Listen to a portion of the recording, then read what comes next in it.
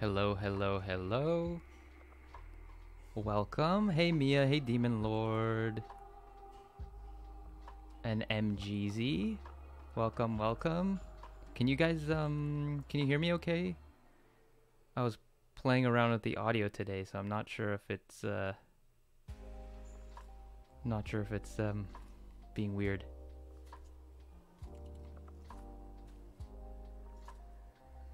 Okay.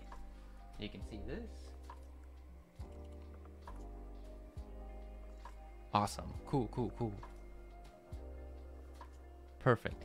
Yeah, I was trying a different program, but it wasn't working, so I switched back to the old song I have on loop that I need to change. But yeah, anyways, welcome to Fiddlework Gaming. I'm Justin. If you are just new or if you're watching this on replay, please, if you like the video, like my channel and subscribe. That would be great. But if not, that's fine too. Okay, today, so we're going through a kind of an encounter walkthrough. I'll just do a quick pan to show you kind of what I built out.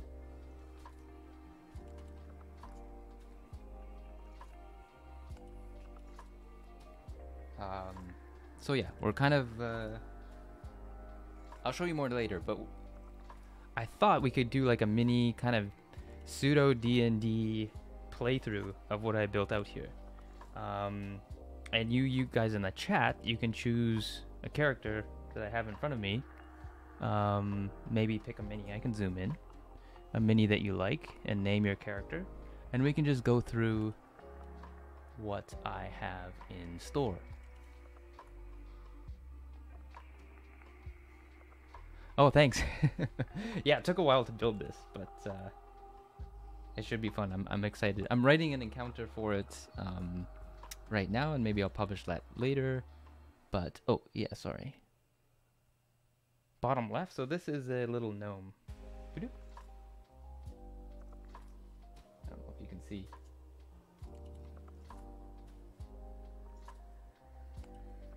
It's a tiny little thing. Little gnome inquisitor. And top right is I think it's an Eladrin. Winter Eladrin. I mean, it could be any kind of elf thing. But, yeah. She's got like blue skin, a cool bow. But yeah, while you guys are doing that, so this encounter is called Hana's Izakaya. And I haven't really determined what level it's for. We're going to play through it without levels, just kind of going a free form approach. And then, well, yeah, I'll just kind of run through it with you guys, like I'll narrate it and stuff.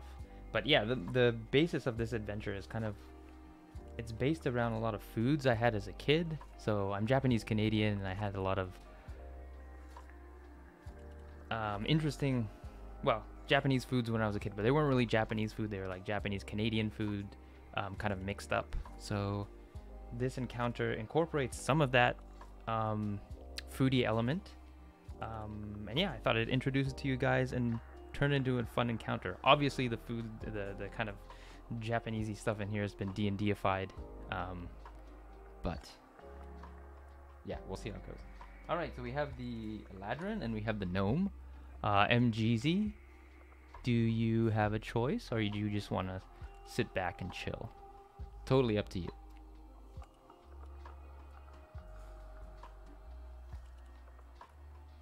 And if you guys can see okay, do you need me to make it brighter or darker? Let me know, and I can adjust the lighting too.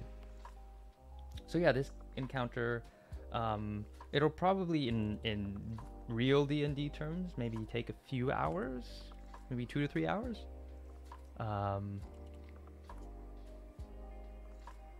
I'll be the cat. Okay, the tabaxi. Okay, so we have our adventuring party for now. So I'll just put the other peeps away.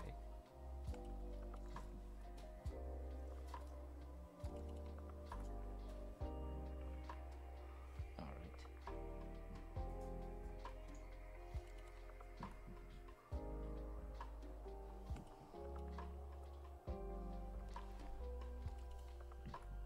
Oh, there's a kobold too. Yeah, you can change your mind if you want. We're not in it yet. Do you have names? You should write your names of your characters in your chat, or if you just want to use your chat names, that's fine too. But I'll know what to refer you as. Otherwise. Yeah, no problem. Take your time. I'll just talk a little bit about this build. So this build uses Dwarven Forge caverns deep, a little bit of dungeons, not very much, and a bunch of the Aranthor mountain set. And you'll see I've used the magnetic trays vertically to align a lot of the Dwarven Forge on the walls to look like organic cavern walls, kind of. And this whole encounter takes place underneath some city. It's not really location specific yet or setting specific. I'm trying to keep that open so you could use it for anything. But the idea is it's under some city.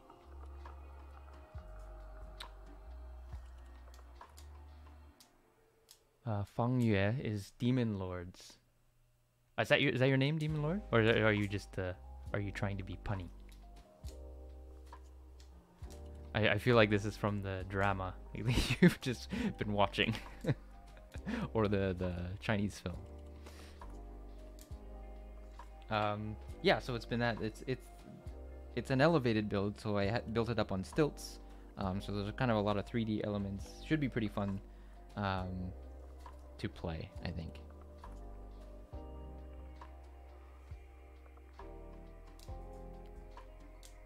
Okay, Demon Lord. I'll write it down so I don't forget.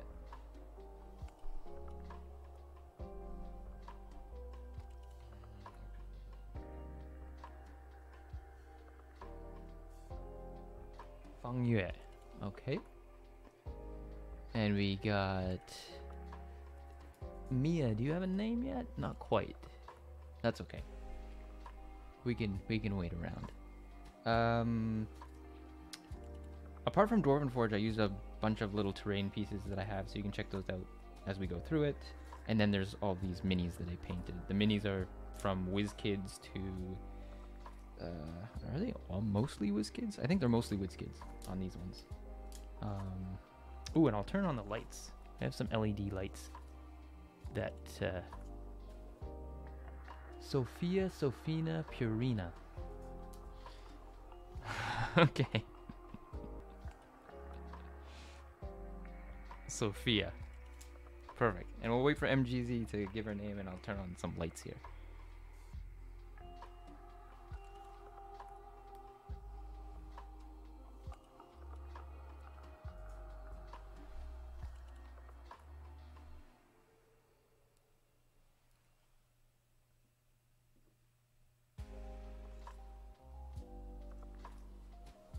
Like fancy pants. Yes, yes. I'm only going to be remembering the first one. So if I forget, you can SSP, yeah. Sophina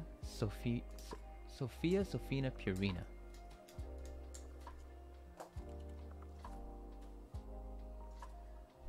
All right. I guess we can get right into it. MGZ can let me know the character name in the chat later on. We don't need it at the beginning. So, the premise for this adventure, the three of you have, after maybe a long quest outside, adventuring, doing mercenary work, who knows what, have come back to the city to have some R&R time.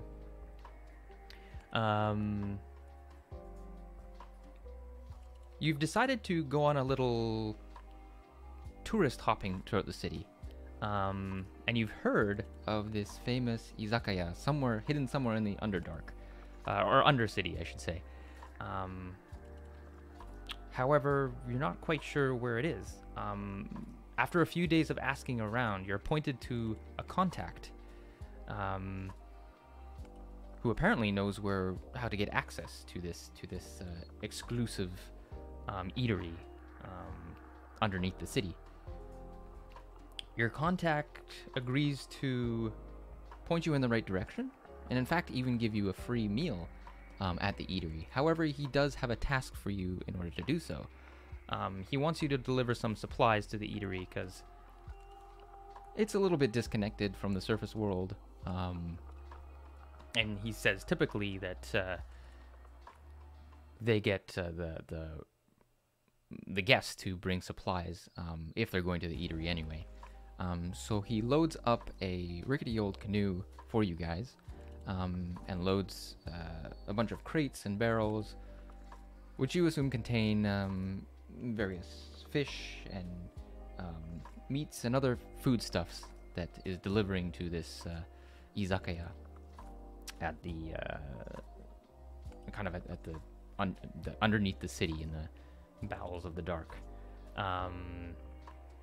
So you agree to do this for a free meal, why not? And you paddle your way through an underground stream slowly in the dark. The air around you becomes still. The lights from the daylight cavern, or the daylights just poking out of the cavern, soon snuff out, and then you're left to paddle quietly for about an hour or so in the dripping caves underneath the city. You go deeper and deeper, winding slowly through this underground river, until eventually you see the faint flicker of torchlight. As you get closer, you realize that this torchlight illuminates a large grotto, underground cavern that stretches maybe 100 feet high, and opens up to almost like a large underground dome beneath the city. You can see to your left, maybe I'll pan out and you can see better. To your left is a little stone watch fort. It looks like a bridge that has been previously broken. I mean, kind of built to serve as a kind of a watchtower. And atop that tower is a drow or a dark elf who's kind of eyeing you. A female dark elf in black clothing. She's got a crossbow just resting on her shoulder. And she's kind of eyeing you suspiciously. Well, maybe not suspiciously. More like it's her job and she's just keeping alert. The cavern is largely natural. However, you three arrive just at the entrance part of the cavern, and you see before you a old wooden dock that you pull up to. Oh, no problem, MGZ. Yeah, sometimes the internet's a bit laggy. You can lower the resolution if it helps. Sometimes that helps. But yeah. Anyways, so the three of you pull up to a wooden dock, kind of at the entrance to this underground cavern, and leading from the dock is like a Japanese-style curtain concealing an illuminated interior beyond. The curtain's called a noren. It's like the split curtains you have in front of those Japanese restaurants. And on the noren, you see the words Hana's Izakaya, indicating the VIP eatery that you are going to. You pull up to the dock, attach the ropes, and slowly begin making your way to the entrance. Tataki. Okay, I'll write your name down as Tataki. Tataki the gnome, Sophia the tabaxi, and Fang Yue the winter eladrin. So the three of you, Tataki, Fang Yue, and Sophia, casually and cautiously walk along this rickety dock. You put your hand up and peer inside this cozy, lit interior.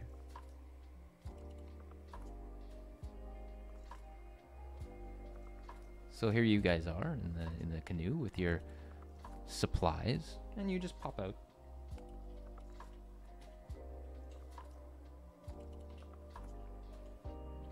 And by the way, if there's anything you would like to do, you would like your characters to do, you can just interrupt me, let me know, and we can do some stuff. Maybe make some rolls. But yeah, you can just interrupt me anytime. Might be a little bit of a lag, but that's okay. We can always go back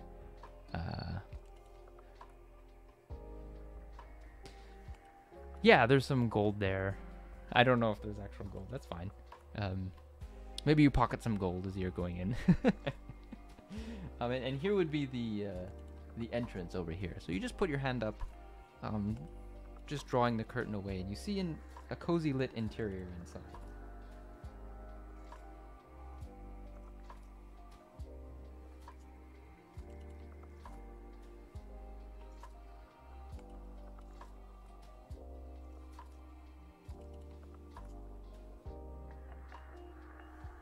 You see before you a massive tip. let me just pan so you can see. That's better. So you see before you a cozy lit interior. There's a bar over here with a half dark elf, half wood elf, mixed race woman standing at the bar. She has her sleeves rolled up. She's a very nice, kind of tidy white shirt, and with a tidy like midnight blue apron on. Her hair tied back to a ponytail. And she's currently talking with two men, one of which is kind of a monk-looking fellow with brown robes. The other one's quite an ostentatious-looking younger fellow. However, looking at their faces, they look to be quite similar. They might be brothers, but just maybe a bit of an age gap there, despite being brothers. They look related somehow. You're not sure if they're brothers, but one of them is quite ostentatious and a little bit younger, in like green frills and kind of these bard type tights and a yellow hat that he's holding in one hand. And they're currently conversing at the bar with the barkeep, or I should say she's not exactly a barkeep. You see, looking closer, you see on the counter there's a line of ingredients that she's preparing. And after a while, her conversation with these folks ends, and they go sit down on their table. I'm gonna go right here.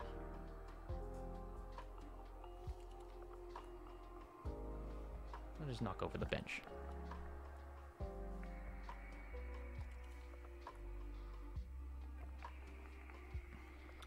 So you wave, and the worker at the counter, she yells out, "Irashai!" holding up 3 fingers. She's like, "Oh, well, welcome to Hannah's Izakaya. What can I get y'all? If you have a look at the wall," and she points to a wooden placard on the wall, "we have our menu specials for today. But if there's anything in particular that you're looking for, I'm happy to take any requests and I can see what I can do. But as for the menu, that's what we got for today, and if you need anything else, just give a holler, and I can make you up anything in a jiffy." And she kind of like throws this giant, almost like a sushi knife in the air, and it like flips around, and she's like cutting vegetables very, very fast. Some cucumber, she's like rapidly cutting it up. She's got some seafood in front of her that you're not quite sure what it is. You definitely ask, that she's preparing and kind of aligning on plates for the 2 gentlemen who've just ordered stuff. And there's also a few kegs of liquor just off, and there's a bunch of clear jars that are there as well, that are kind of giving off a pungent piney aroma. You can even smell it from where you are at the entrance. So what would you guys like to do? Do you want to look at the menu? Do you want to approach her? Or do you want to sit down and engage those 2 folks?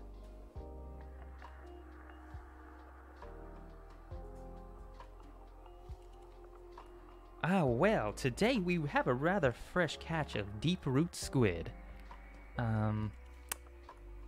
I've prepared it yuzu style, so we have yuzu deep root squid.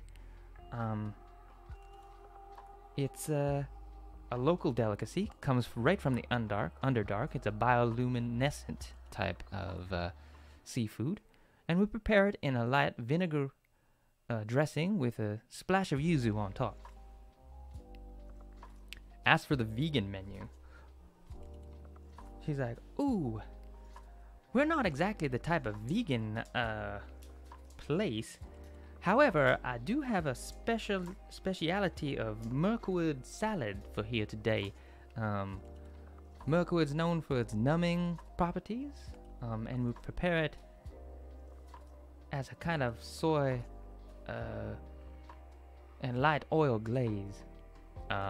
It's kind of the equivalent of seaweed salad, using this Mirkwood that's also local to the kind of eatery here. And if you look, I'll just... Fangyu asked for karage. Ah, karage! She says, alright, I can whip that up in a jiffy. You might find our karage is a little bit different from the normal variety. We use cockatrice, which is a little bit bigger than of a bird than you might be used to. A cockatrice is kind of a large feathered bird in D&D. But I can fry that up in a jiffy. Number the better. Slams gold on the table. Alright, so you slam your gold on the table of the little gnome. And she's like, alright, I'll be right up. Can I get you a tea or anything? Or perhaps a beverage to start while I prepare those foods? And again, you don't have to order all at once. Just order casually as you like. Or, I mean, if you want to order all at once, that's fine too. Just do as you will. And please have a seat right over there. Surprise me, you say so slowly. All right, well, I will definitely give you a surprise. Looking at the menu on the wall, apart from the surprise and the seaweed salad that you ordered, there's also picklefoot chazuke.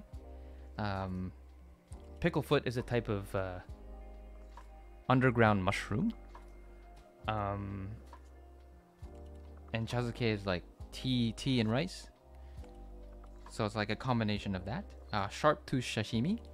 Sharp-tooth is a blind underdark fish that has grown rather long frontal, like almost canines. But the meat is quite sweet and light.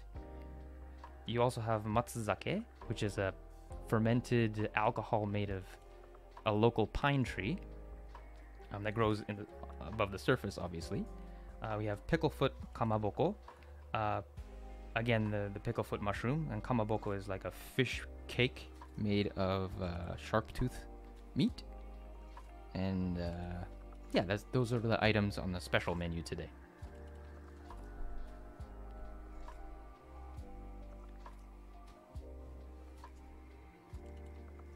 Surprise alcohol drink.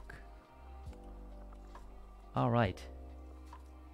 So they definitely have ale, so she nods. They only have 2 types of ale on tap. They have a medium and a light ale. And you get the idea that the light ale is rather commercially sold, but the medium ale looks a bit more exclusive, I guess. A little bit, maybe more small batch.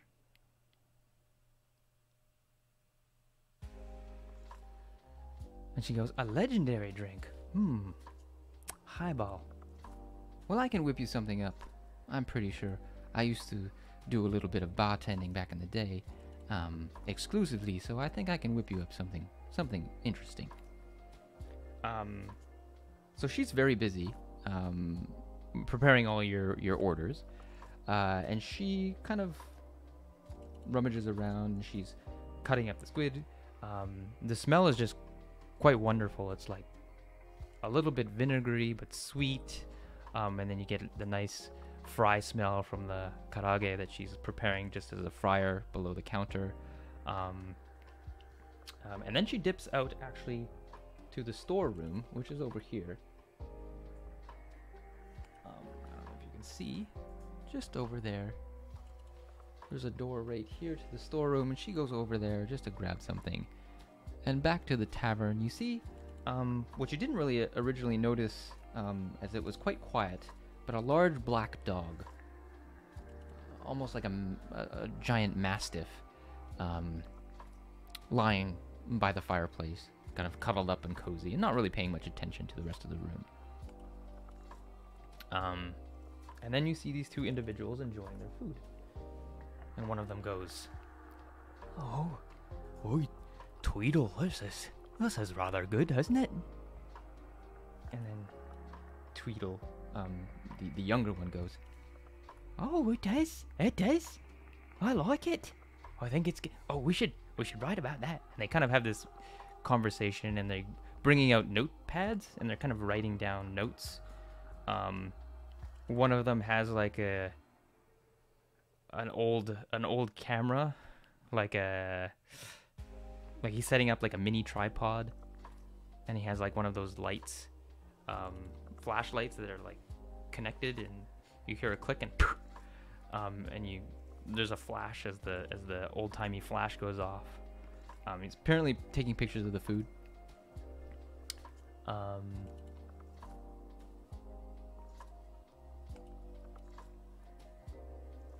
Okay, you give a rude expression towards the dog. The dog's not really paying attention. Sitting like a cat on the seat. Is your fur growing on your neck? You're going.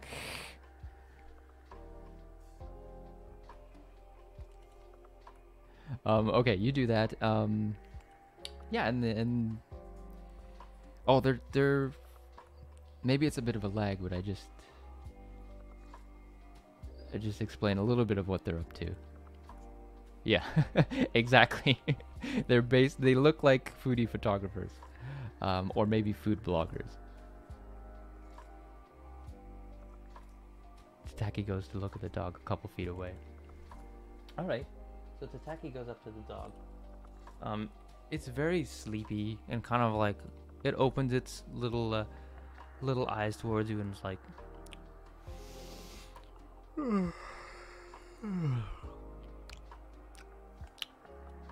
Just goes back to sleep.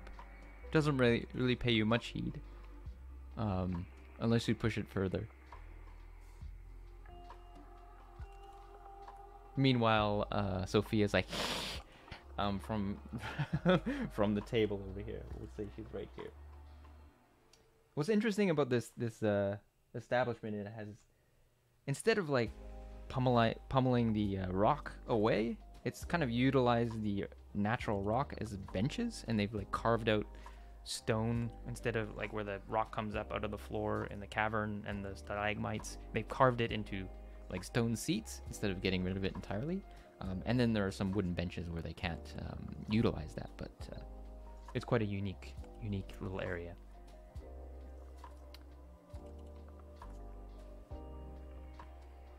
MGZ, go ahead and roll an animal handling check.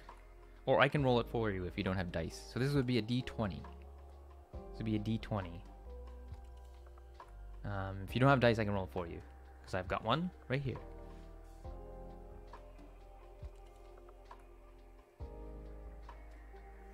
And Sophia and Fangyu, you can figure out what you want to do in the meantime. I'll roll for you. Okay. So I rolled a 7. So instead of softly kind of petting the puppy's head, you trip over a loose stone. You end up like face palming the dog right in the forehead.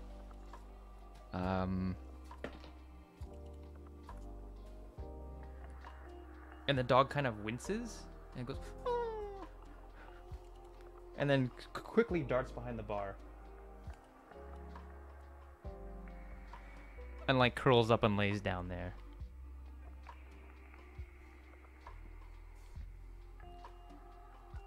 We'll type them up in reference. Sure. So the official names are Picklefoot Chazuke,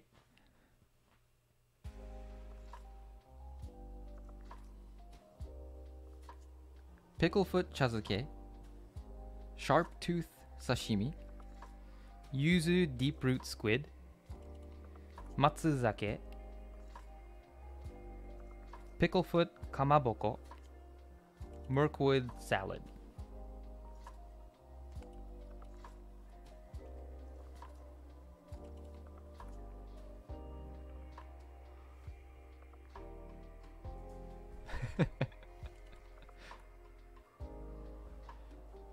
I mean, the dog is not that hurt. It was more startled than anything because it was sleeping and it was trying to like get some shut eye. But you definitely startled it and it went away. But yeah, if you want me to repeat, I can actually type. Maybe I can type the. I'll have to sign in. Okay, never mind.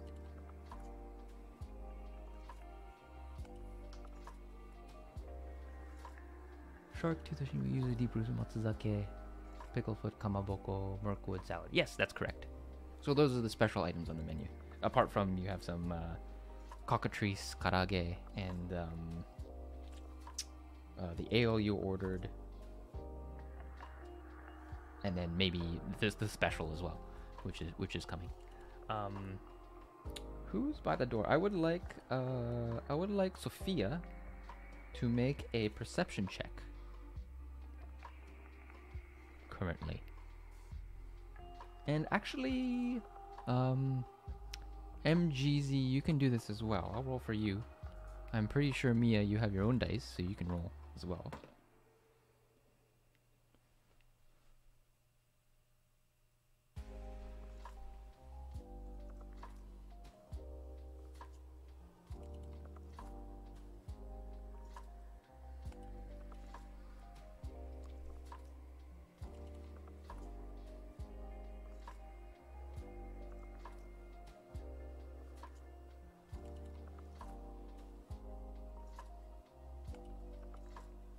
You can just roll a d20.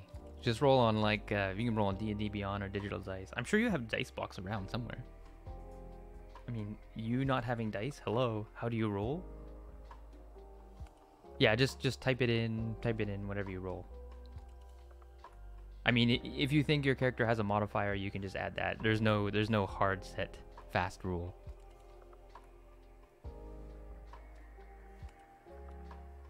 Look at this guy with the face. Oh, Chris, welcome. You're rolling perception. Chris, would you like to join the adventuring party? Currently we're running a... Oh yeah, no worries.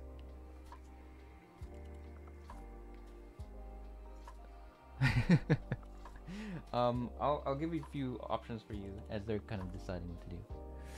Fangye, you're enthralled by the atmosphere around you and kind of the smells, and you're just like enjoying the atmosphere, and you're just a little bit chill, so you're not really noticing anything. Sophia and Tataki, you notice A scream come from the storeroom. It's like, and then you notice it like it's the sound of a struggle.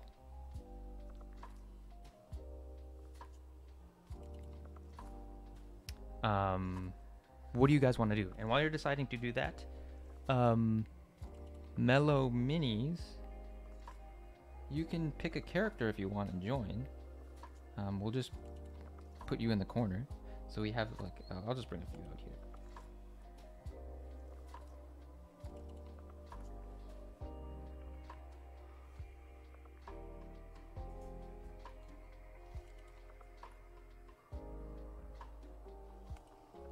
Yeah, you can pick from, we've got like a wizard kind of looking guy, a kobold, a sorcerer, kind of a female fighter looking girl, and then a ranger, female ranger,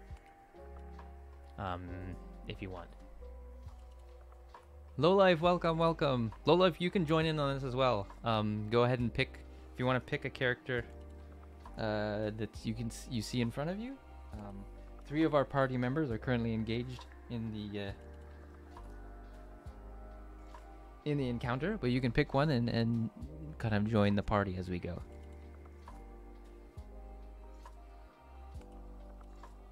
You'll be a mere spectator. Fair enough. Fair enough. And no problem, Lowlife. We're all chill here, so it's fine. Did you want to join Lowlife? You want to pick a character and you can kind of jump in the encounter, or you just want to watch? You're lurking. Fine. Okay. Cool. So I'll take these away.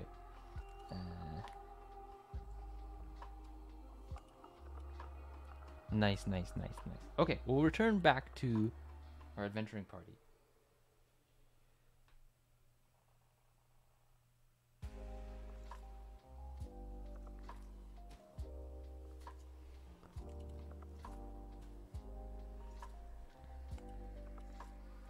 So yeah, you hear that scream and kerfuffle from the other room.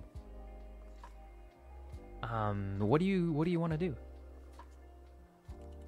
Everyone heard it except for Fang Yue, who is a little bit aloof at the moment. Maybe I missed it in the chat.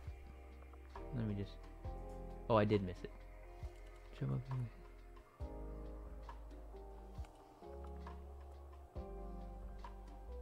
You'll jump up and hiss. Oh, Lowlife, you've been lurking for 15. Yeah, I thought we had a few more people on chat, so that's good. Lurkers are welcome. Yeah, so you see, or you hear rather, something going on in the other room. And if you don't do anything else, or if you don't do anything else, you'll quickly hear the door open.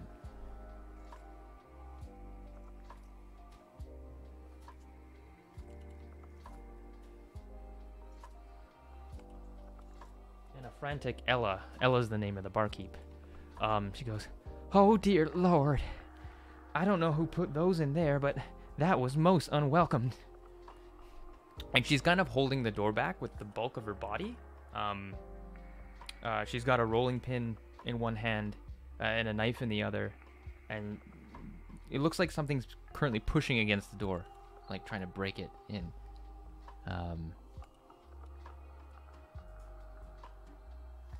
And these other two characters over here, they're just still enjoying their meal. They're not really paying much attention to the action that's going over there.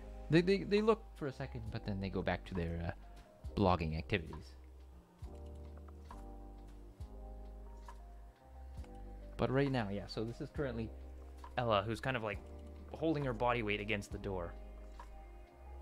And she goes, "Oh, yeah, frighten me. I mean, oh boy, I thought they were just chicken bones on the ground, but then they coalesced into a few skeletons, and then they just surprised the dickens out of me. And they whipped up their skeletal forms and started attacking me. I barely got out with my life. And they're still trying to get out," as they kind of push the door behind her.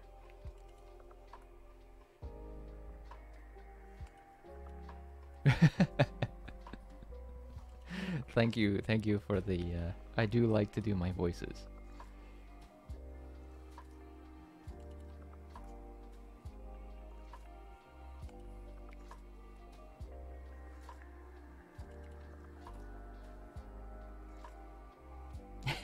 So meanwhile,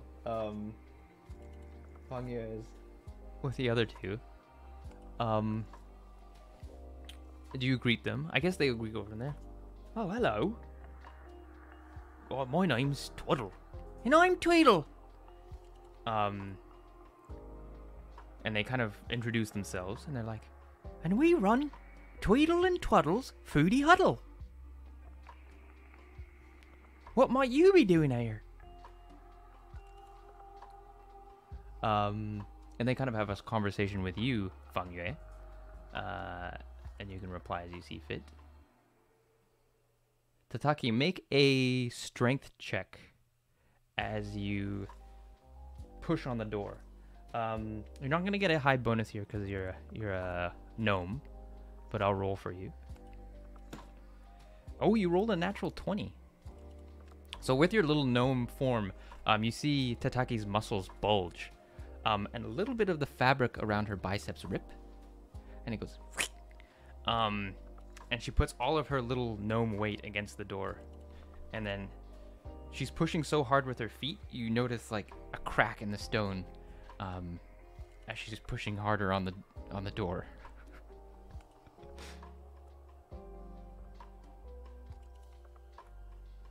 And you'll help as well. All right, make a strength check as well.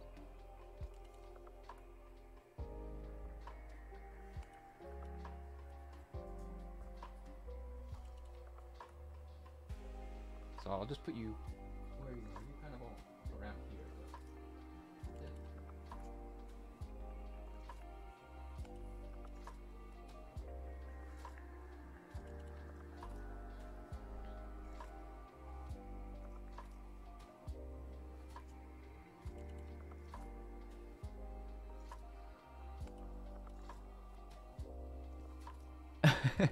No help needed.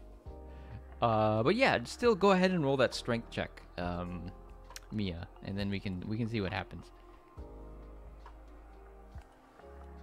Hope the chat's not. I hope my video is not too far behind. There's not too much of a lag, but it's okay. In the meantime, Tweedle and Twaddle, they explain that they're to Fang Yue. They explain that they're on a foodie tour of the city. And they actually won tickets to this place through a lottery, kind of a food lottery, and they are thrilled beyond all imagination because this is a very exclusive spot, and they've been trying to get a table here for some months. And yeah, basically they're food bloggers, and they're trying to pitch to some of the more famous food magazines and newspapers for a slot in their regular column. And then they're just thrilled, kind of trying all this food here.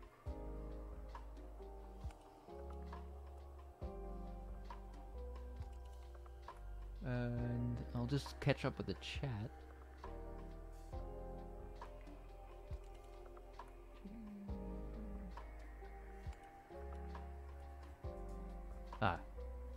Okay, you don't really help much with your strength check.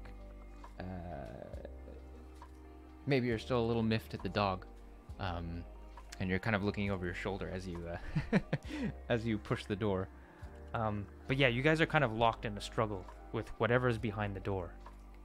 And from a short conversation with Ella, she describes them as skeletal figures, mostly strung together with loose bits of flesh, but mostly bone skeleton figures, and they've picked up some butcher knives and sharp cutlery from the storeroom, and proceeded to attack her. So if there's anything you want to do, you can, as far as classes goes, you can just choose whatever class. If you think you have a certain power or you think you have a certain ability, just go ahead and shout it out. There's no really rules since we're playing live. But if there's anything you want to do, let me know. Any level, whatever, I don't care. Yeah.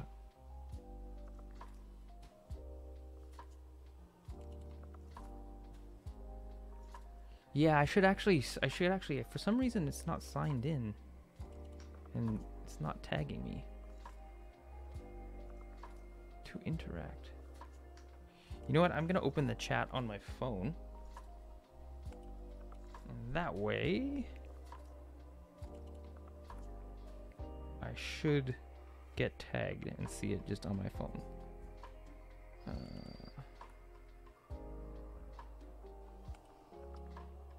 Let's see if that works.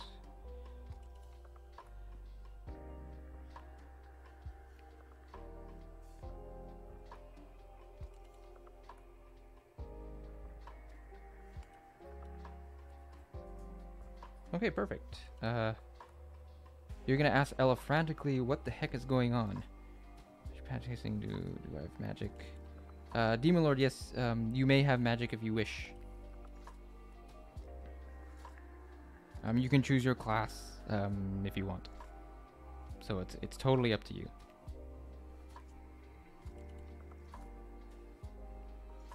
And at Fangyo, yeah, she continues to mention these skeletal figures. I'm gonna need you to make another strength check, Fangyo. One more time, as you kind of are engaged in this struggle. But yeah, this works better. I can see who tagged me.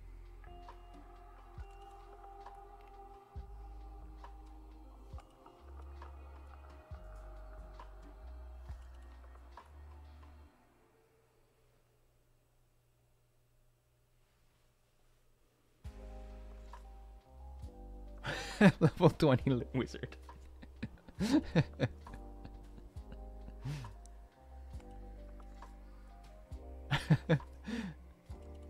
Tataki is drained. Tataki, you get a little burst of energy, and then maybe your strength is failing a little bit. You didn't roll that well on your second strength check. So lots of little energy in a short amount of period.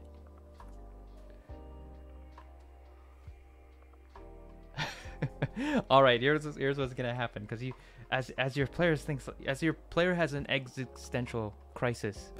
Sophia's like, what can I do? What does my life mean? What am I? What do I do in life? The door gets pushed open, and the three of you fall back onto the ground, prone.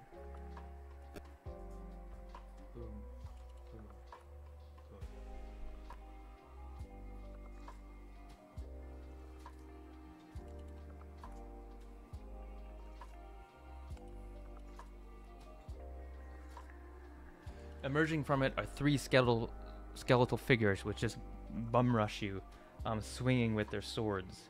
How do you guys want to respond to these gruesome skeletal figures rushing out of the supply closet?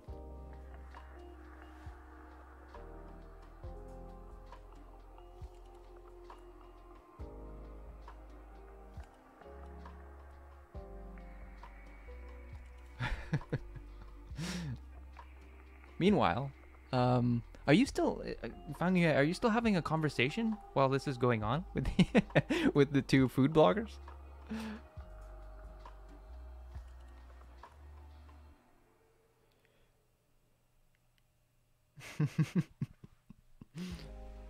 It's too funny.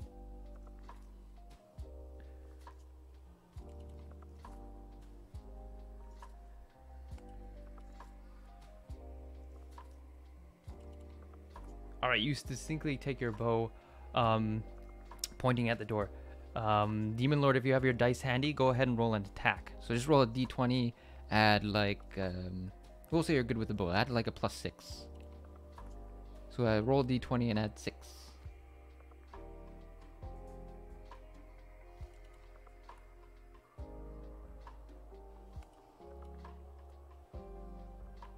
It's okay, I got it. So MGZ, you, Tataki does a roundhouse flying kick. She quickly gets up. I will like you to maybe make an acrobatics check. Oh, I gotta make it. Right, you don't have dice. You rolled a 19. So you do one of those like martial arts. I forget what they're called, but you know when you're on your back and you like flip up on your feet? You do that, and then you do a spinning roundhouse kick. And you kick one of the skeleton's head right off. And it falls right to the ground. And then you land on this little table right beside the other one, ready for more.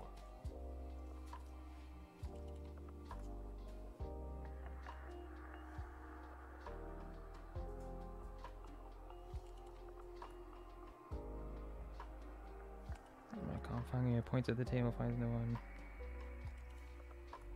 Okay, 15. Oh yeah, that's a good roll. So Fangyu finally coming to light with the situation. You reach for your bow and arrow and fire one. It goes directly at this one's here, who's on the barrels. And you just hit it in the neck, severing its like the spinal cord. It doesn't really have a spinal cord anymore, but the vertebrae between its neck and its body, and the head pops off again. And you see, as almost simultaneously, two heads kind of roll around, the two skeletal heads almost roll around the floor. We have one left. Sophia's gonna instinctively hiss with the extra ferocity, and a plume of noxious gas comes out. Poison spray.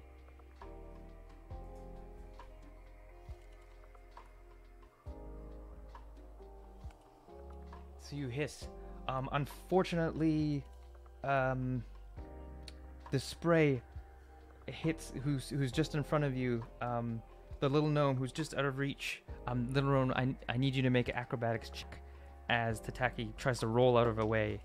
Ooh, she rolls a 9, so she doesn't quite get to roll out of the way. She does an instinctive roll, but gets caught in some of the spray and starts choking on some of the poison and hacking in the corner.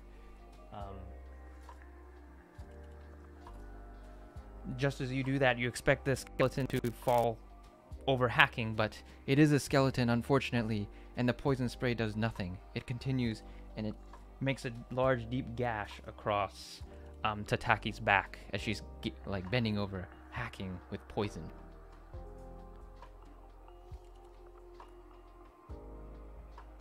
All right, make another shot, Demon Lord.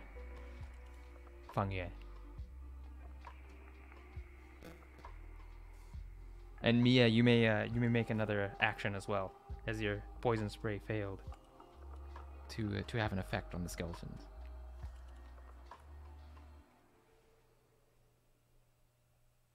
All right, so another one. It goes. This one's not quite as damaging, but you do manage to hit The skeleton right in the shoulder. one of its and it was carrying like a rolling pin in one of its arms. It just has a steak knife in the other now, and it's kind of hobbling towards you, towards Tataki rather, with one hand. Yeah, you're rolling a lot better than you were before.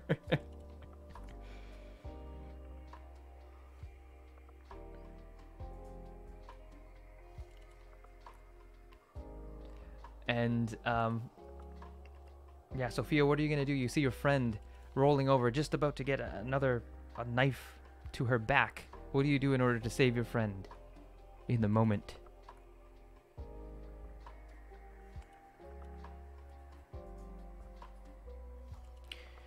Meanwhile, while this is going on, I would like Fang Yue to make a perception check.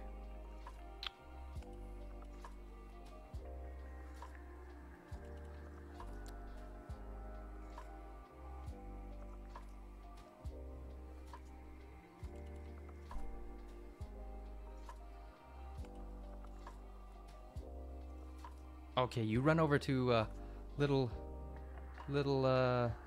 Tataki and you cast protection from poison. You touch her back and a kind of orange glow emanates around her, and the poison, black kind of like icky, almost ink-like substance evaporates from her skin, and she slowly catches her breath again as the poison is extracted from her form.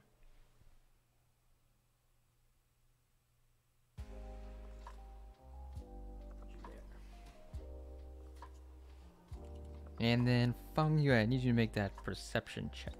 Oh, you made it 4. Okay, 4.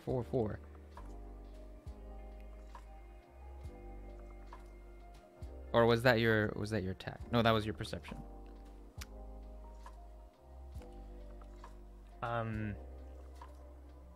Okay, this is what you don't notice. You do hear Twaddle from your left ear go, "Oi, Tweedle! You know you're not supposed to eat that. It'll trigger your condition. Oh no, this is bad. This is very bad. Quick, put a finger in your mouth. Hack it up. Oh, it's too late now." As you hear a growling emerge from the previous Tweedle, I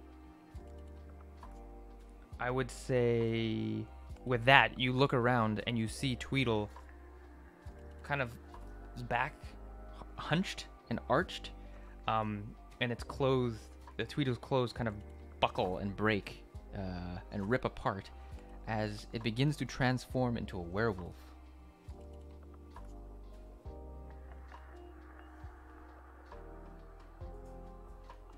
a menacing werewolf right beside Twaddle, who is looking rather startled.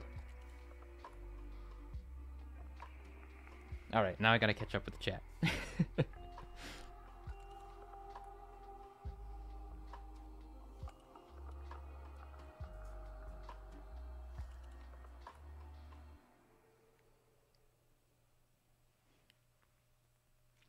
Or Fanga, you jump away. You're out of reach, so you can see it, but we'll just put you here, so you can see.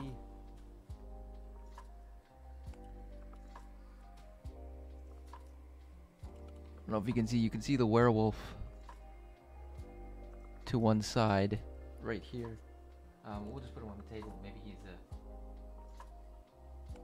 He's being all aggro now and jumped up on the table. Meanwhile, there's still one skeleton left for the party over there to deal with.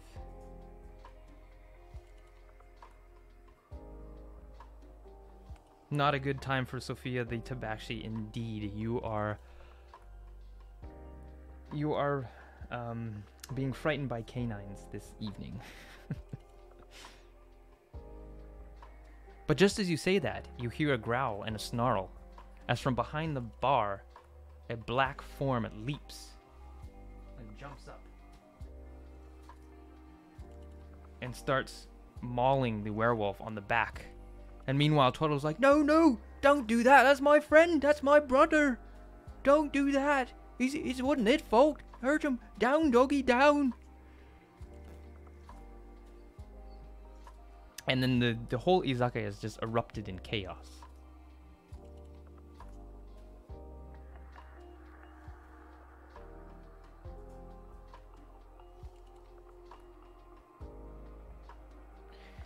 And I'm sure you guys are thinking, what do you want to do now? So I'll just wait a few moments as you catch up to the situation and I catch up to the chat.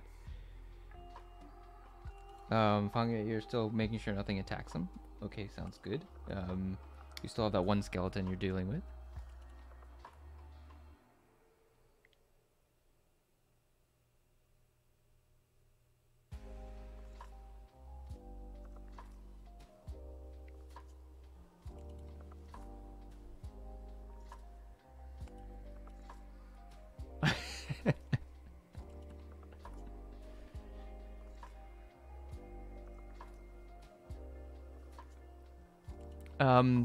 Twaddle responds like, "It's not his fault. He has a bad reaction to seafood sometimes.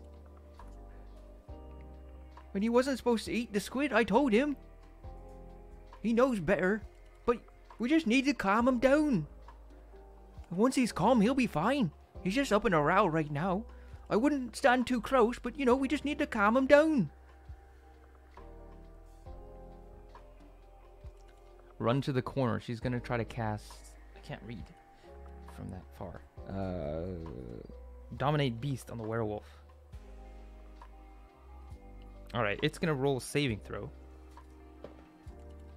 with disadvantage, and it fails.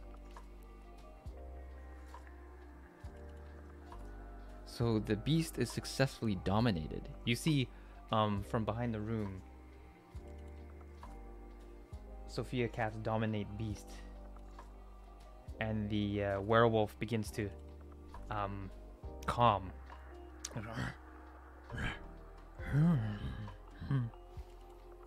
and starts to sit down.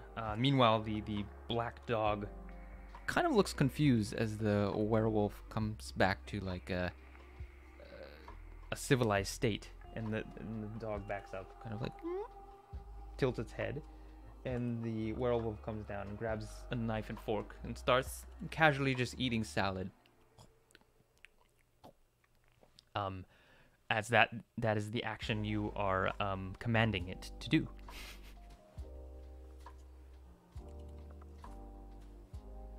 All right, Tataki, I'm gonna give you this with advantage as you are secretly All right, so you roll well. You roll 17 plus whatever your modifier is, probably a +7. As you grab a little knife from behind, and you rush the final skeleton, and you pierce it with your little dagger, and you twist. And as you twist, the whole skeleton just bursts apart. You find like a vital area, and then it just explodes in a room full of bone meal. Bones shatter against the walls. There's like a femur that gets lobbed over a table, as the final skeleton is defeated.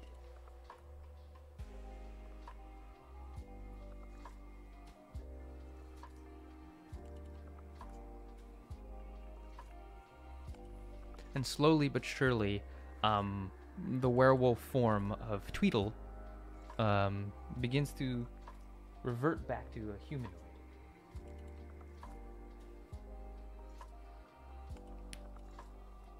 As he calms down.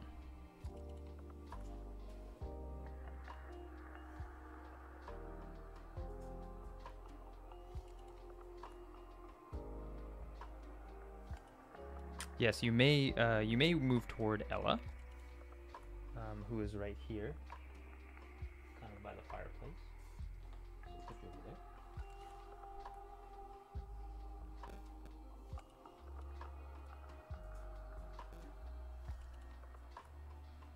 So you're chatting with her by the fireplace?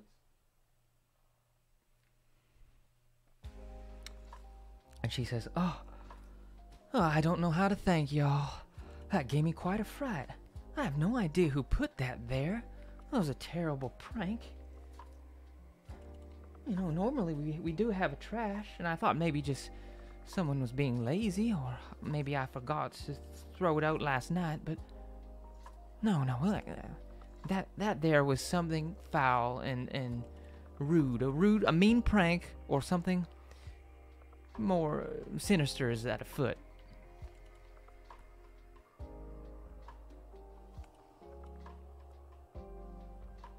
You asked about. Well, normally we just keep stores in there. That's where I keep the cool chicken. I keep some mushrooms there, some of the spirits and ale, and all matter of vegetables. Just I can show you if you like. She kind of leads you to the storeroom, and you look. It's the place is a mess because it's been The kerfuffle has just broken shelves and stuff splattered across the floor. It reeks of like strong vinegar, as you noticed some pickled vegetables. Tsukemono has been like bashed and like the jars broken and spilt over the ground. And you see some reminiscence of bones on the floor. However, most of them has been taken care of you by the fight you just did. However, you may make an investigation check if you're looking at the storeroom in detail. So that'll be another d20 and add, I don't know, maybe add a +3.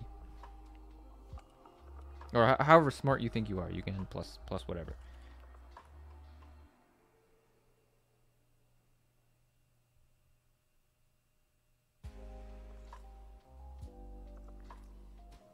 Sophie is concerned, but also secretly looking for the food and is ready when it arrives. At her mention, what's her name? I forgot her name. Ella. Ella goes behind the counter and she goes, "Oh, right, the food! Oh my goodness!" And she runs. And she quickly like tosses the fryer, tosses like some salt over it. And then quickly arranges it on the plate. It still turns perfect. She's like quite the masterful multitasking chef. So it smells great. It looks perfect. And she goes, "I apologize. Your meal will be with you shortly. I'll clean that up later. If you don't mind a few skeleton bones on the ground, I can expedite your meal post haste. We'll just close the storeroom door. I'll deal with that later. I'll deal with that after my shift."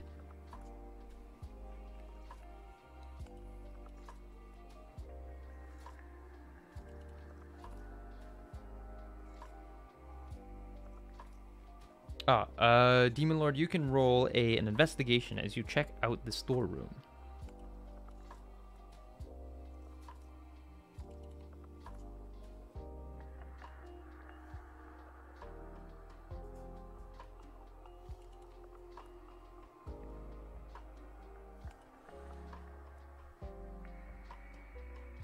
15. You don't notice anything particular of note, except that you do notice a piece of squid, like a tentacle, that doesn't look like it aligns with deep root squid. Because you've kind of looked at the other patron's plate, and judging, deep root squid is a lot smaller. This looks like a chunky piece of tentacle. That's kind of like, you find it behind some barrels in the corner, and you're just wondering. You kind of bring it out and you ask Hannah, "What is this? Like, are you serving this?" Hannah goes, "How'd that get there? I don't right know what that is. No, this is not any species we carry. How odd. Huh. Strange."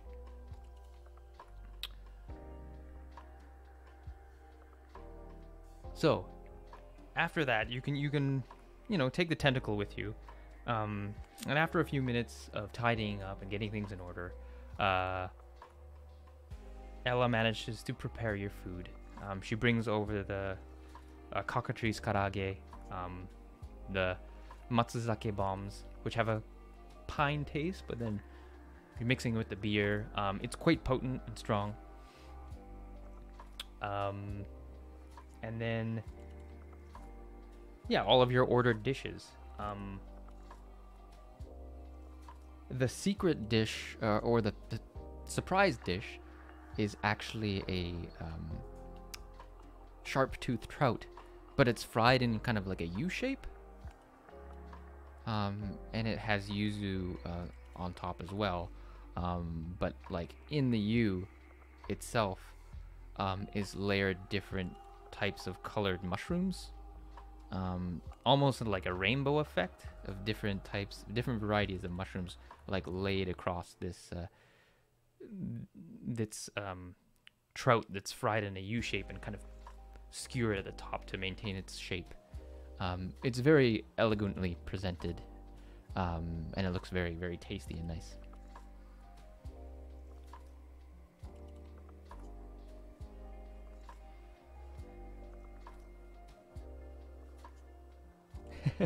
So Tataki quickly downs her sake bombs, and finishes her food in a hurry, and she's like, "I ain't staying. I'm getting the heck out of here. I don't want to deal with any more skeletons," as she got cut up pretty bad. And she toodles off. And she takes a complimentary kayak back up the stream. Thanks so much for taking part, Jeezy. That was pretty fun. You had a delicious meal, and comfort among friends at the end. However, for them, the adventure is not quite over.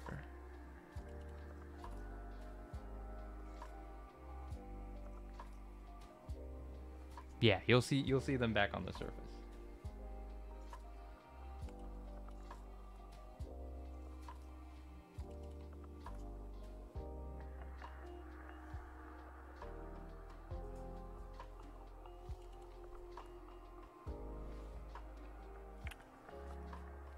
So yeah, the two of you, Fang Yue and Sophia, you enjoy your meal, drinking merrily and eating slowly, just sipping and eating as Ella brings out a few more complimentary dishes, one at a time, just slowly, so you can kind of enjoy and drink at the same time. Another dish she brings out is like a spicy deep root squid dish, kind of like the akin to takowasa, that kind of stings the inside of your nostrils. And the funny thing is, when you eat it, your like eyes glow and your nose glows for a second as the bioluminescence kind of light up inside of you, and kind of light your eyes and nose. It's kind of a cool party trick, I guess, when you eat this style of deep root squid. I mean, you guys are kind of enjoying and laughing as you just eat this, and it's like lighting up your face in like a blue purplish glow. But it's very tasty all the same. So Fangye shows the tentacle to Sophia after dining on all of this and enjoying. Sophia, go ahead and roll a nature check.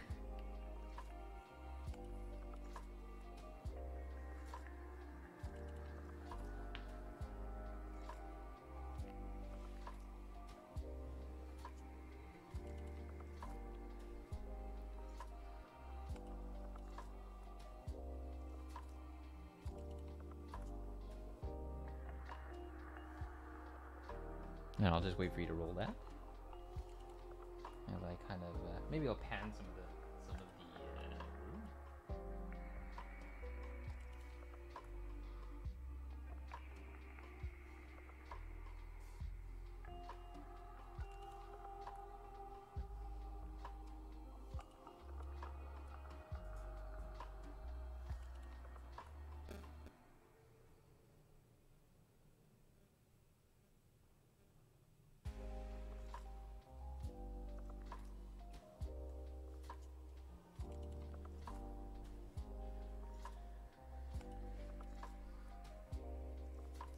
rolled an 18 for a nature check. Okay, you recognize this as you've only encountered it once before, and it wasn't a good encounter. Fangwei, years ago, you were with your sister, taking a shortcut through some woods, and you took an underground tunnel through a shortcut. And unfortunately, you got lost in this underground tunnel. And for a time, you didn't know your way out. And yet led you to a very precarious encounter with a squid-like creature that temporarily gained control of your sister's mind. And through luck, a lot of luck and a little bit of skill, you managed to throw a knife and that hit the creature, cutting off one of its tentacles. It broke its concentration, and the two of you managed to dash and escape and finally make your way to the surface. But not before grabbing said tentacle and scooping it up in your claw as you ran by.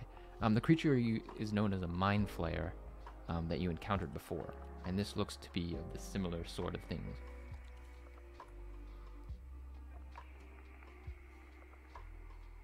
It has tentacles around its mouth, mostly. 4 tentacles around its mouth is what you recall. It's a humanoid figure, roughly 5-6 feet tall, but instead of a mouth, it has like 4 tentacles arising from it, and they are known to have some sort of mind control powers on people, or humanoids, or creatures in general. Sophia. This is your story because you rolled the nature check.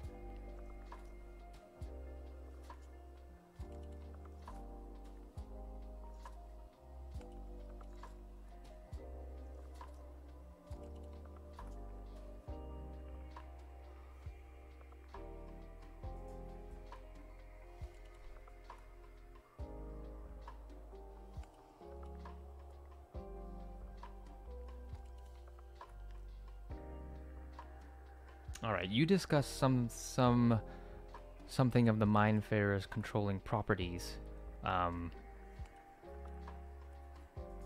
you're talking about this in quite a bit of worry as the two of you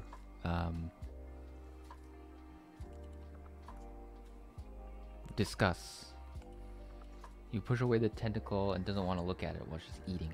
So you're finishing up your meal at this point, which is good because it's like you're saving looking at the tentacle till the end. However, as you do, I need both of you to make a perception check.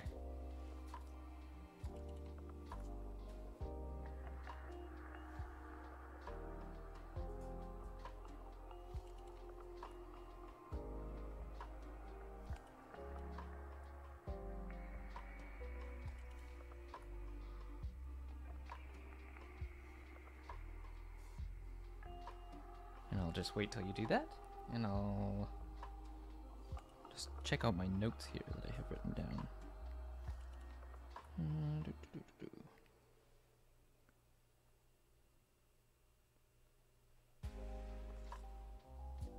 Actually, I'm gonna be right back. I'm just gonna go to the washroom. Caleb walks towards the store again.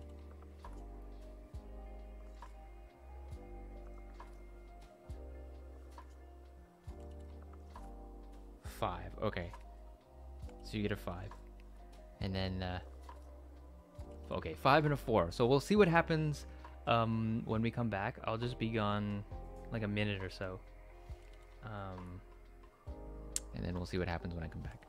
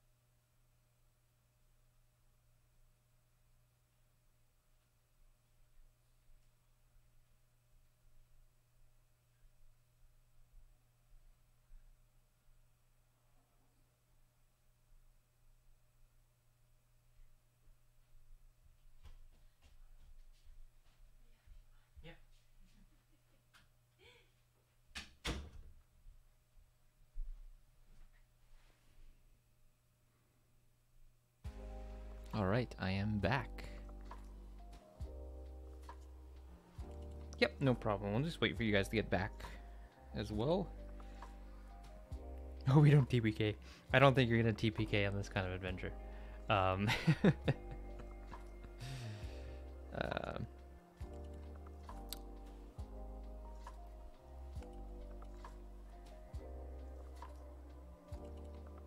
right, so here's what happens. As you guys fail to notice through your perception check, during the time you're eating and conversing, a figure was breaking itself out of a crate on the canoe that you had been transporting goods on. One of the longer boxed crates. What you assume to be like housing just like maybe potatoes or vegetables or something was actually housing a heinous figure. And this figure appears as the Noreng kind of flaps behind him and he comes through almost floating. He's holding a book in one hand and he's looking at you as a tentacled mouth looks around from left to right, and he speaks. One of the tentacles is missing, I might add.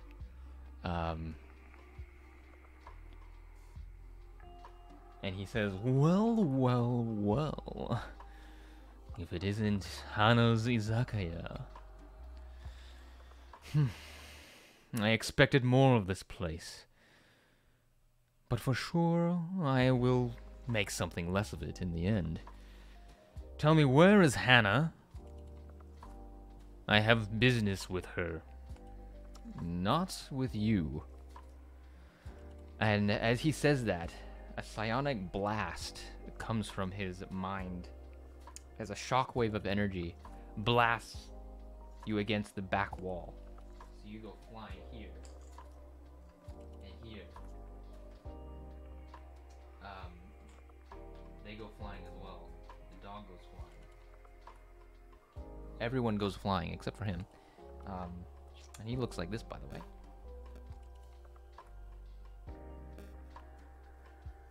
So he's just standing right here.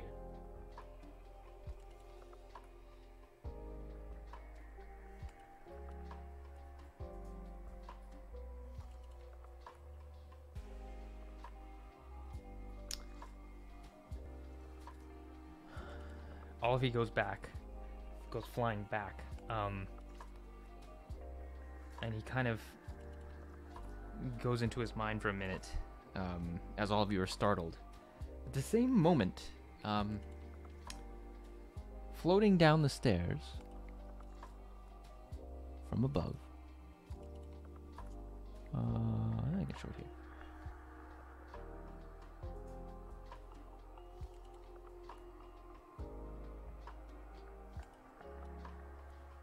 comes a tentacled creature with several different eye stalks protruding from a singular eye. It hovers down right here.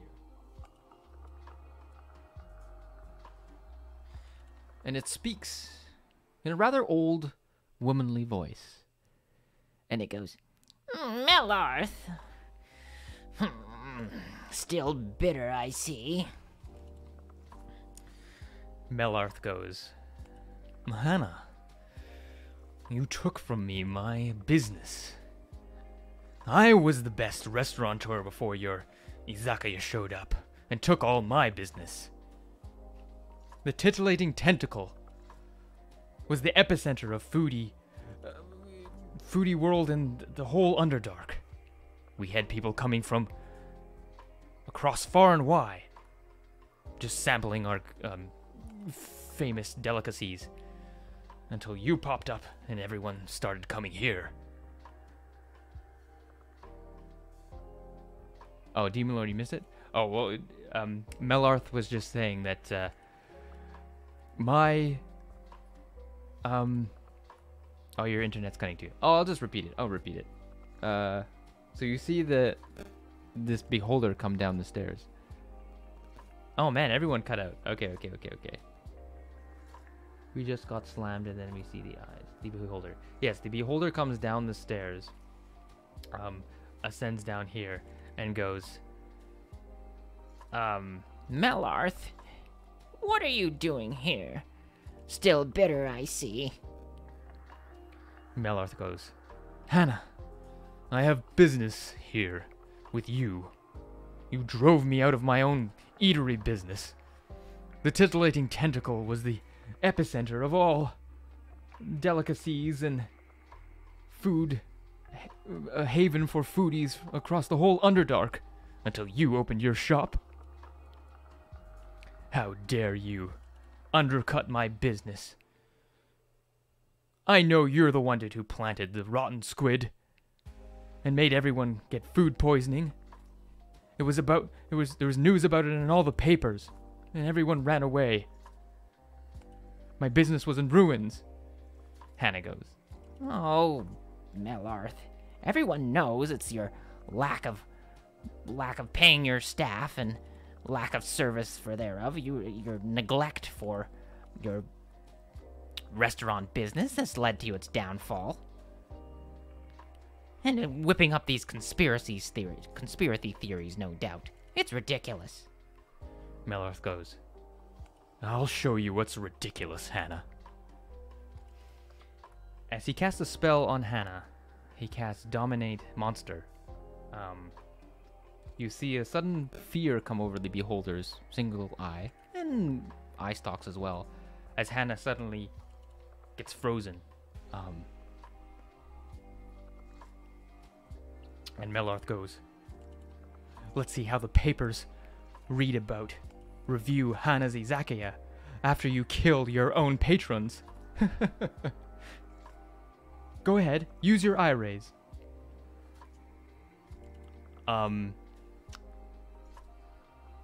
As Hannah directs her eye rays towards all of you and starts blasting into you. I need all of you to make, let's say, dexterity saving throw.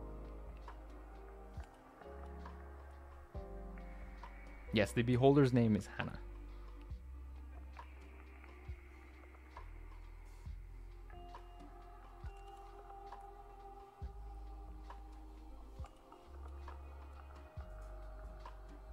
No, I think it's lagging a little bit, so I'll just wait for you guys to make your throws, and we'll see what happens. I'll put her right here. Yeah, she's good right there.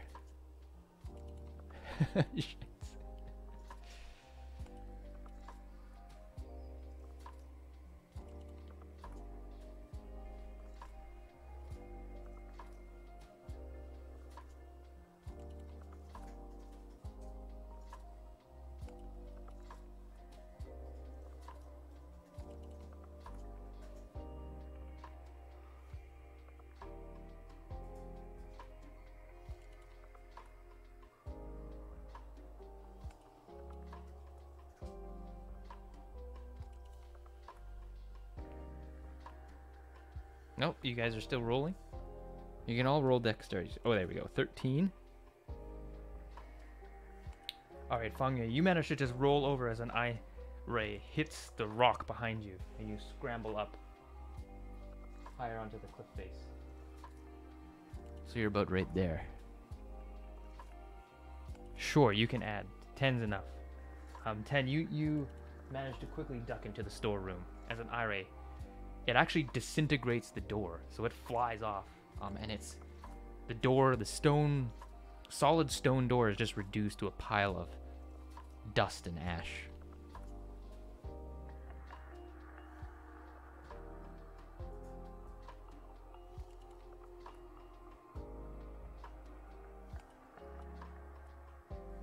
We'll put you in there.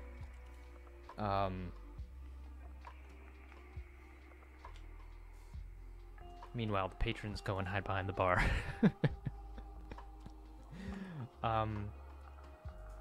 And as these eye rays are going off, what do you guys want to do? So you know that Melorth is currently controlling Hannah, and Hannah's out to get you. What do you guys, how do you guys think you can get out of this?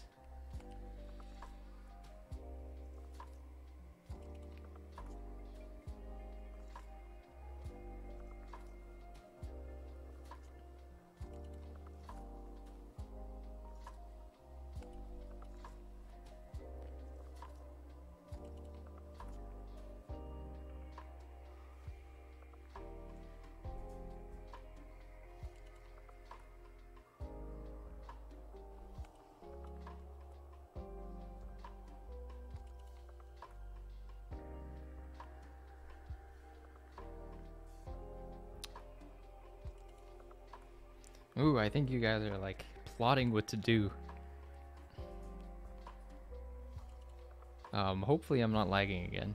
It's kind of unnerving when that happens.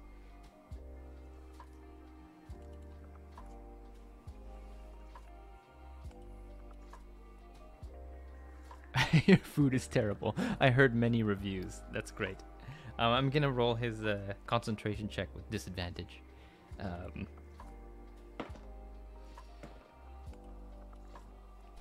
All right, you cast Blight, and what does your Blight do? You want to describe it? You can describe what your Blight does to the Mind Flayer. But after that happens, he kindly stumbles back. Not so much from the blight damage, but more from the scathing comment that you gave about his restaurant. And then Hannah kind of like shakes and is kind of stunned for a moment as she begins to regain her her willpower and consciousness.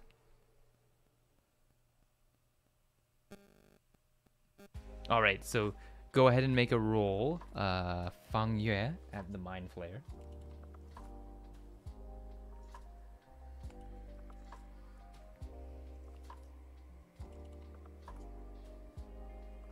And then we'll see what happens.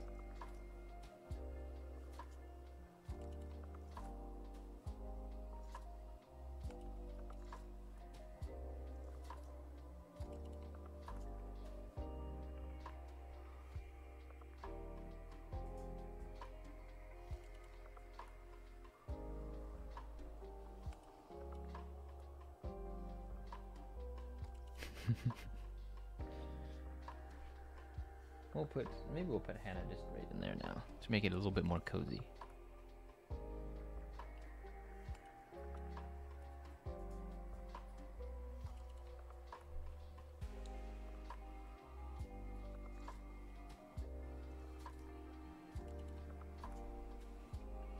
All right. What's gonna happen? Necromantic energy washes over a creature of your choice that you can see within range. Cat scratches all over its body. Okay, so 1,000 cat claws. Yes, it does succeed. 1,000 cat claws kind of rip into the Mind Flayer's body as like oozing Mind Flayer blood kind of rolls out. It's okay. It hit. It was a hit because I rolled it like a saving throw. So that's fine. This is a pseudo D&D, so you're all good. 12. Okay, that's enough. That's enough, Fang Yue. Here's what happens. So the three of you attack at once. Blight scratches the Mind Flayer to bits, and it kind of stumbles back. As it does so, it loses concentration, and Hannah kind of shakes her head and regains her consciousness. At the same time, Fang Yue launches an arrow that goes right into the heart of the Mind Flayer and right out the other side. It recoils, and finally a final blow from Hannah as one of her eye rays come over and beams down on this Mind Flayer, and he just sinks into a puddle of goo as he's disintegrated and is no more.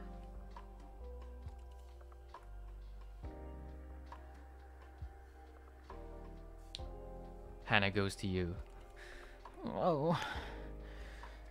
Thank you. Thank you all. And I'm so sorry that you had to witness that. I'm so sorry for your negative experience tonight. I can only hope the food gave you a little form of comfort. If you'll join me in my office, I could perhaps offer you a few more things. If it weren't for you, I would have been, who knows, controlled by that horrible creature for who knows how long.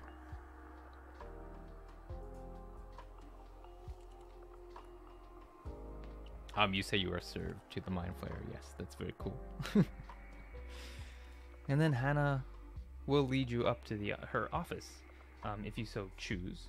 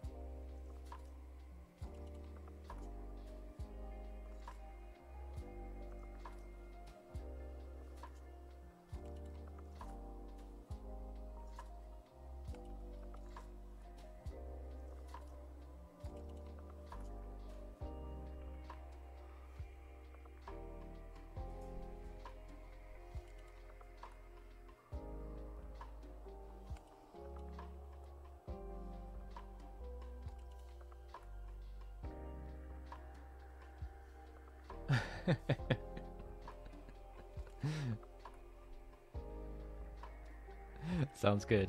Yeah, you guys have a quick jokey banter as Hannah shows you to her office.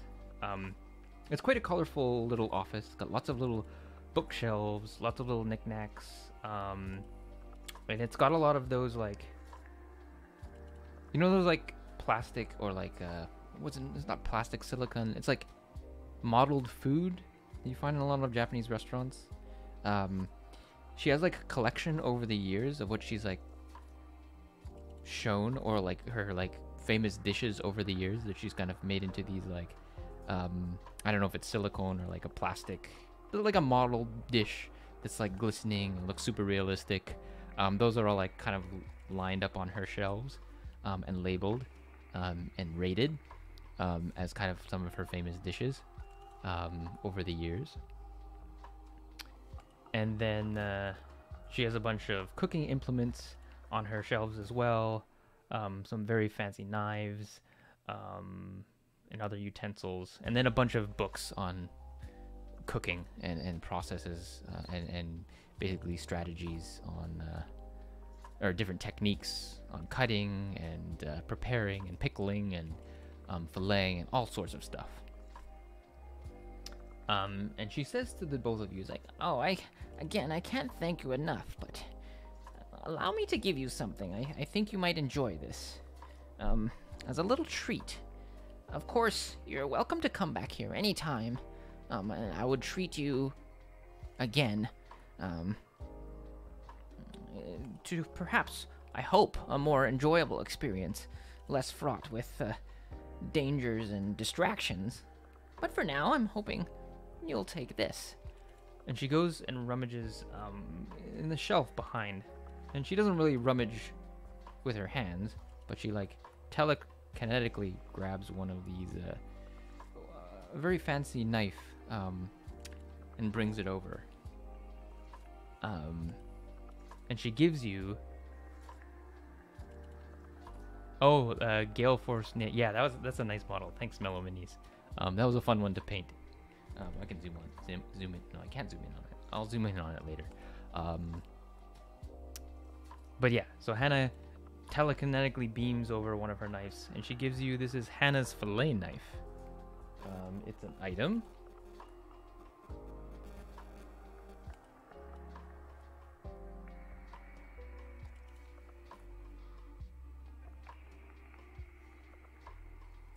So yeah, it's a fillet knife. It's a +2 dagger, magical dagger, but it also is convenient in that in any survival check involving the hunting of wild game or fishing, you get advantage on the roll. In that it's especially efficient at preparing meats and fish. So that's what that does. And she also kind of beams over. He's like, Perhaps you'll want one of these as well. She beams over a large, flat sharpening stone. And this is Hannah's sharpening stone.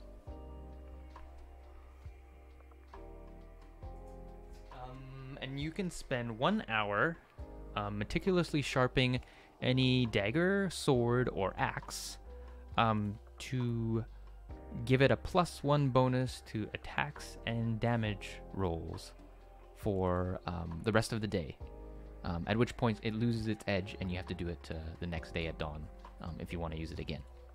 It does not apply to magical weapons, but it applies to like normal mundane weapons and can turn them into a +1 item basically for the day. Hannah thanks you. She says, come back anytime. She says, stay as long as you want. She goes back down the stairs and starts to clean up and discuss with Ella about the situation and discussing how they can prevent further measures, or further negative infiltrations, up their security or whatnot.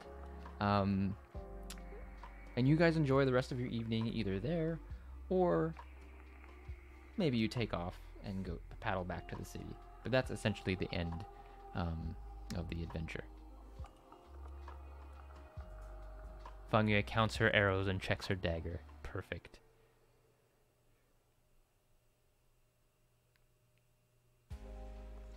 So the sharpening stone would make any non-magical sword, axe, or dagger, and give it a +1 bonus for the day. That would turn it into magical damage as well, but it does not work with previous magical items. So it wouldn't work with the current +1 dagger and make it a +2 dagger. It just turns the mundane into magical for 1 day, at which point you have to spend an hour to kind of do it again. Can you sharpen your arrows? Possibly. Maybe during some downtime you can make some checks to try that.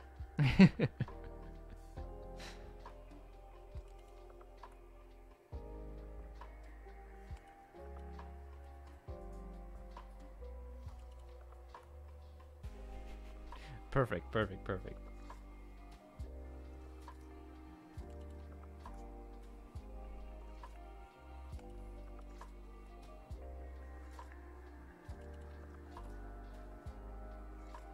I'll just zoom in on this beholder I painted a while ago.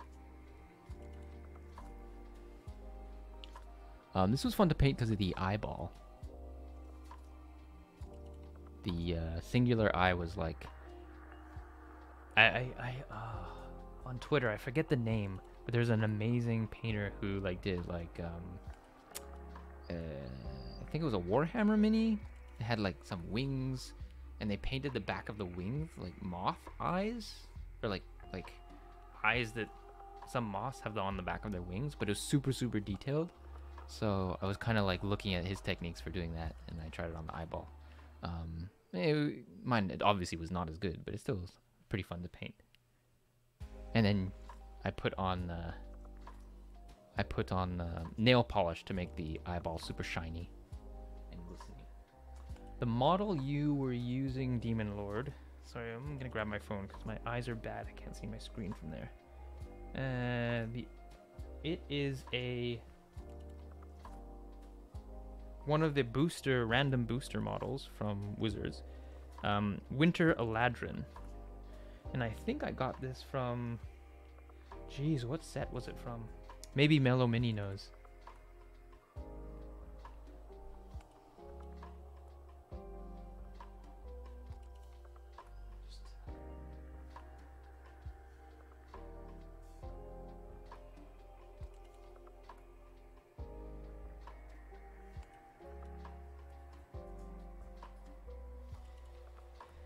Yeah, I don't remember what set that was from.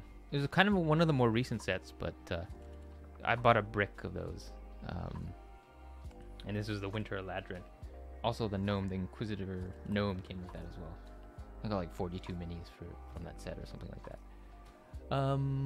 Okay. Oh, the chat's going crazy.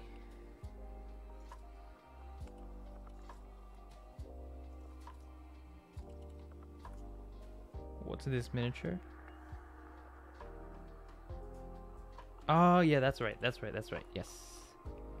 Mordecai's Tomb of Foes. So yeah, that was the set I got. So you'll notice I have some other ones from that same... I think the Gnome Inquisitor was from that as well, which was the one MGZ was playing. Cool little model.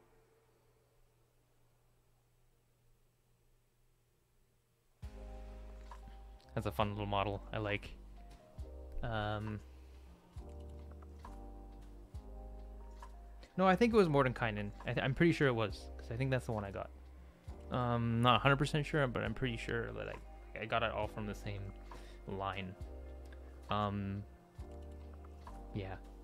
And I think this Beholder model, they don't make it. I mean, they're all limited edition anyway, but this one in particular is one of the older ones. I think they re-released a new Beholder model, if I remember correctly, Mellow Minis, that has a little bit of a different style under Gale Force 9, but this is the old one. And it comes with... let's see if I have them. It comes with Hallister Black Cloak. This is supposed to be Oh, geez, what's his name? It's my mind's. The name escapes me for the moment. I'll remember when I come back.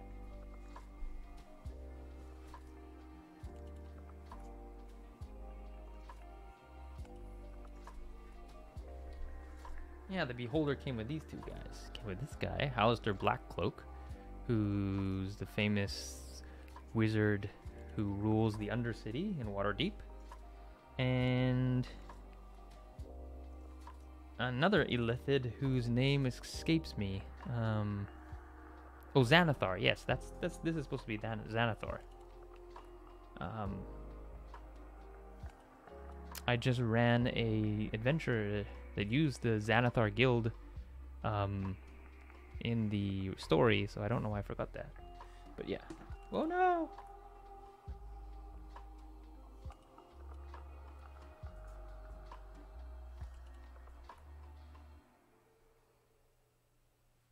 Anyways, you can chill out there for a bit.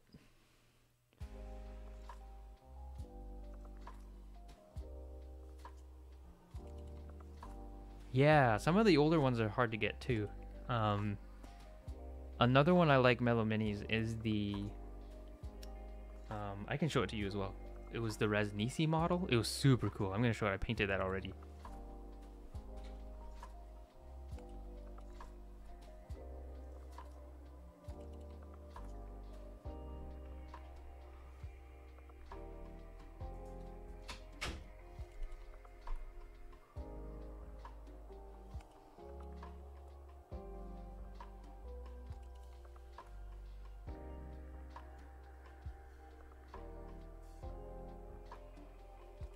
Yeah, this model's pretty dope. It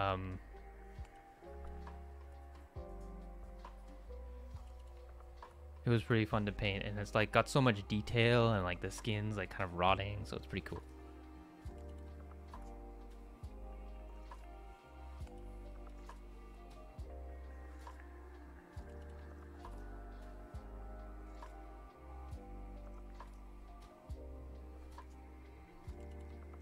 Yeah, that's right. That's right. The Ice Troll and Yetis. Yeah, yeah, I noticed they have those again. And I noticed they had them a long time ago. They kind of look a little bit dated. A little bit like those that vintage style. Sophia is purring and eating happily. Her tail is flicking a bit. That's great. I'm glad Sophia and Fangi are just chilling. And can basically it's like omakase, all you can eat now. So you can just like continue ordering as you wish, and Ella will continue serving you, as well as Hannah. Hannah will get in there and start making you some as a thank you, an extra thank you.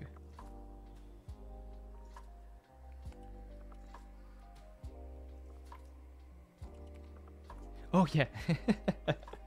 Sorry, Ella did not forget about your highball, but the DM did forget about your highball. The highball uses a liqueur from a local berry that grows on the surface. We'll say there's like a northern location, so that berry is fermented into a type of whiskey, like a berry whiskey, and it's mixed with like soda water, which comes from an underground spring that's naturally bubbled from some like magic phenomenon that's like bubbling the water from an underground spring, and that makes your highball. Haha.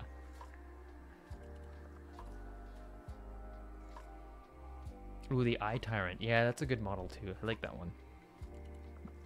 It was very cool. I like buying miniatures that are powerful because you don't have to have multiples. Like with the Beholder, usually you don't have to have 2 or 3. I mean, unless you're super high level, but usually you just need 1, and that's plenty for a party.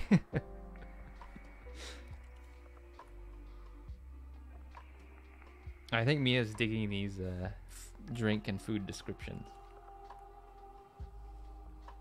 Oh no, Mia, that's the end. That's the end. I mean, maybe I'll explore this later. I'm kind of writing this adventure, And this was just like a loose,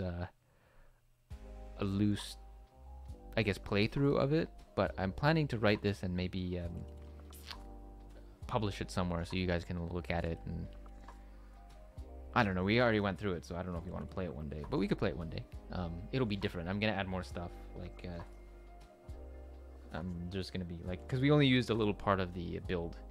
But maybe I'll zoom out to the entire build. But in the adventure I'm writing, or the encounter I'm writing, hopefully we can use like the whole kind of build.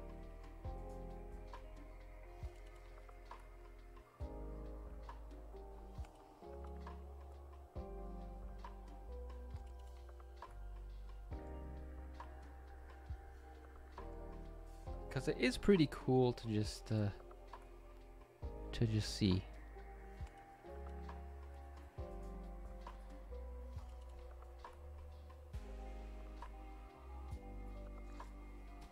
no, I thought there was another one. Like I thought there was another one that was called the Eye Tyrant. Wait, is it called Eye Tyrant, or isn't the Eye Tyrant like the kind of skeletal one? Hang on, I gotta Google this.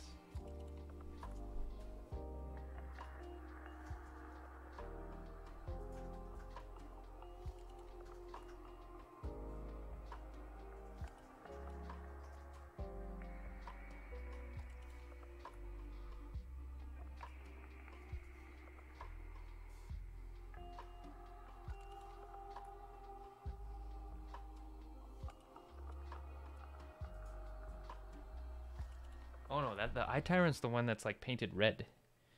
It's just a regular beholder, I guess. Or I mean, not regular beholder, but it's painted red.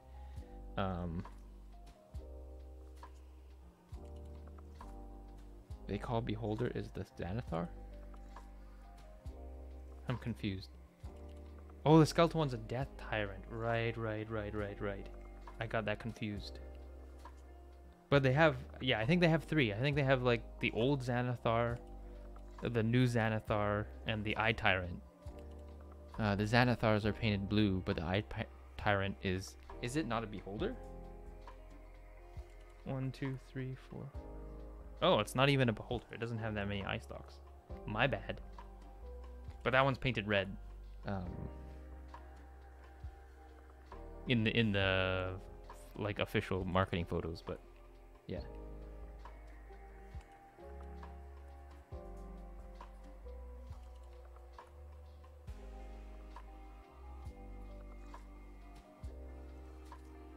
Yeah, I wasn't, I mean, I would have to end the stream early if you guys died.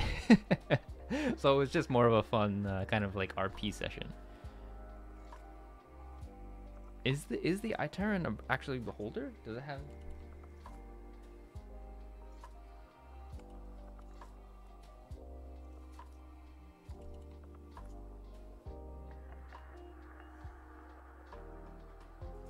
Oh yeah, it does have all the stalks. I was just miscounting.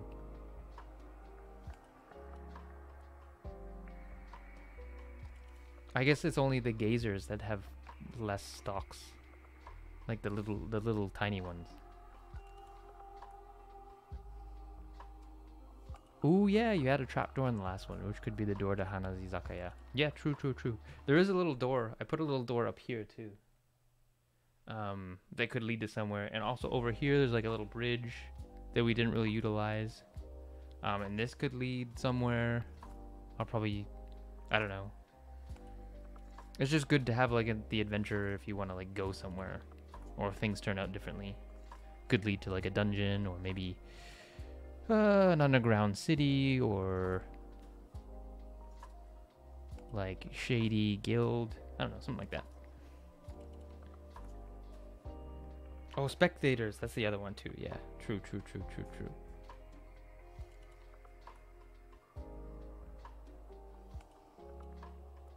Yeah, I was getting thrown off. I thought there was only 8 because like some were not in the photos. I'm like, this is not a beholder. It doesn't have 10. Yeah, instead of a mini dungeon, it's the Izakaya. Yeah. Yeah, this was more of a, because I built this instead of like a free build. This was more of like I built this beforehand, so it's much more polished. My build's much more polished for this one, but we had fun with the playthrough. But then again, you guys weren't helping me design the encounter, so that was fun last time too. There was I had some chat designers with me along the way. That was pretty fun.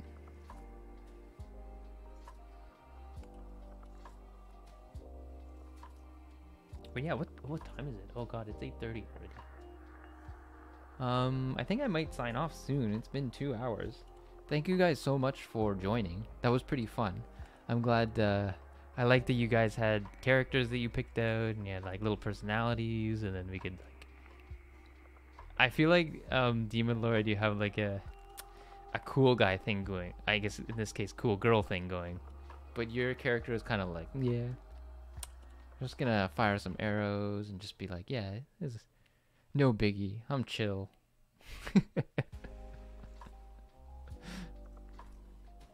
And then Mia's character was all like, his scratch, his scratch on edge.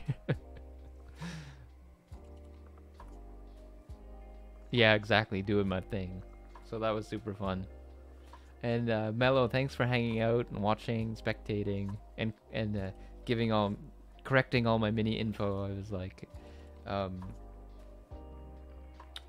yeah, I always forget what I buy. I'm like, what? Where did I get that line from? Or it's like, where's that from? But yeah, playing a kitty was fun. So cool. and thank you, Lowlife, if you're still around, for hanging out too. I'm glad. I hope you enjoyed it.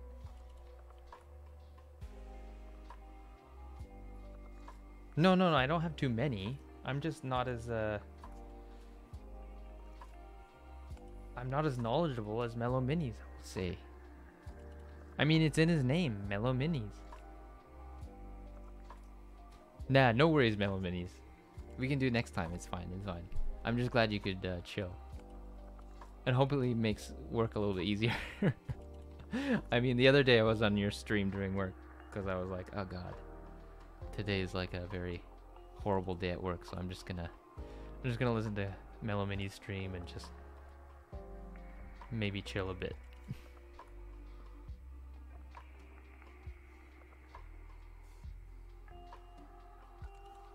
Chaos, we're here.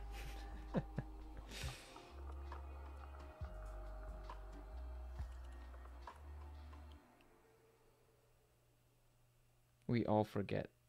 Yeah.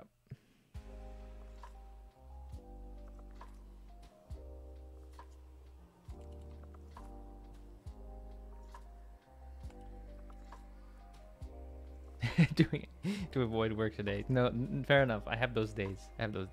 Well, also it's Sunday. Do you usually work on like weekends, or is it like you have do you have non-typical schedule? I mean, I know usually you work at like later in the day or like at night, but Sunday night, that seems hard.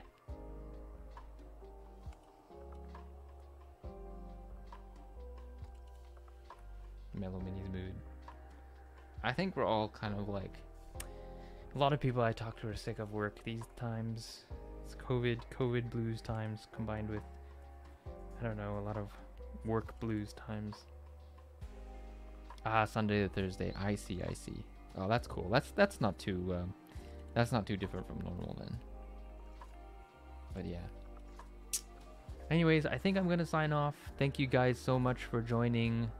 I'll do another one shortly. I don't know what I'm gonna do for my next one.